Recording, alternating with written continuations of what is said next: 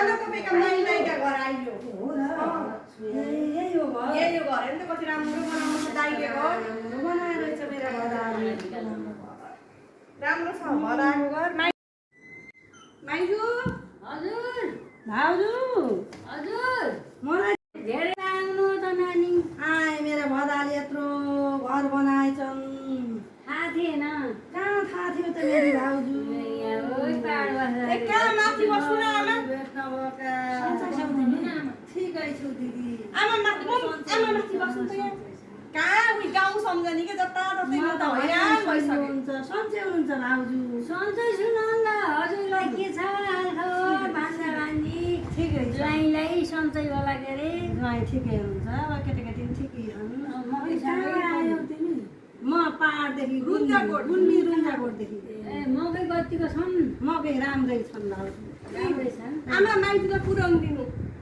भाउजू यहाँ यहाँ बुहारी के अब कसरी लिएर आएकी मेरी नन्द कसरी बोकेर आइदियो गाडीमा राखिदिएको केटाकेटीले ए म त नभेटाउँ यहाँ भान्जी गएर लिएर आइन् भान्जीलाई लिएर आउनु बडा आश्रम माइत त आउनु पर्थ्यो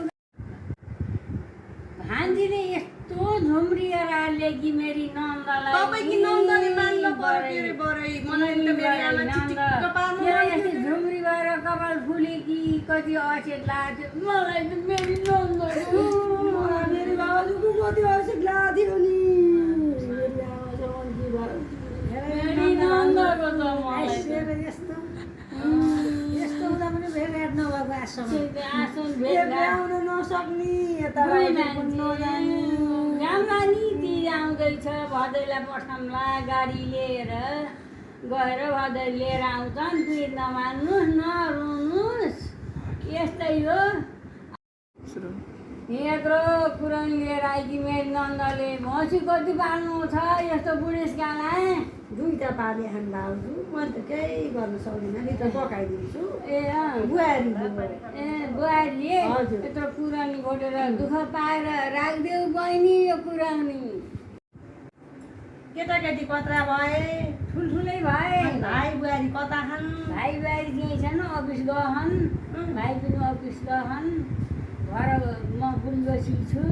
अनि बुहारी कतिखेर आउँथिन् भाइ कतिखेर आउँछन् साँझ आउँछन् 5 बजेपछि गएर माइत यत्रो हुँदा पनि म तिर्खा लागोला मेरी नन्दलाई पानी लिएर आउँछु भान्जीलाई पानी लिन जान्छु है जन तन पुरानो पनि लिएर